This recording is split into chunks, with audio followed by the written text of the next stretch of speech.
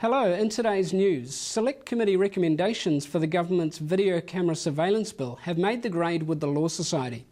The duration of the temporary legislation has been halved to 6 months and the scope of its retroactivity has been reduced.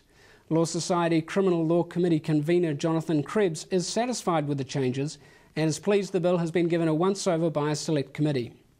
The Multiparty says it has no intention of voting in favour of the revised bill. The party were the first to come out against the bill, and co-leader Peter Sharples says nothing has changed. All 5 ACT MPs will vote for the revised covert video surveillance bill, despite serious concerns raised initially by Rodney Hyde.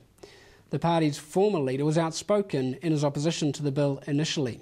Deputy ACT leader John Boscawen says his party forced the substantive changes, and he's now pleased with what is before Parliament.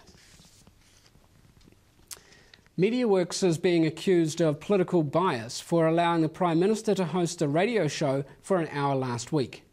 The broadcaster refused to offer the same deal to Labour or any other political party. Labour's laid complaints with the Electoral Commission and the Broadcasting Standards Authority. The Finance Minister is promising there'll be no major policy changes from the government before the election. Bill English has been asked if the government is formulating plans to respond to last week's credit downgrades. He says the government will be sticking with the current strategies around debt and economic management. A second Pacific Island community has declared a state of emergency due to lack of water. Tokelau says it has less than a week's drinking water after a long drought blamed on a La Nina weather pattern. Foreign Minister Murray McCully says Tokelau declared a state of emergency yesterday following a similar move in neighbouring Tuvalu. 4 further support days are going to be made available for secondary school teachers as they work to implement new NCEA standards over the next 2 years. 2 teacher-only professional development days will be provided in 2012, with 2 more in 2013, in addition to the days already available. The new cases of measles in the Auckland region has jumped to more than 200.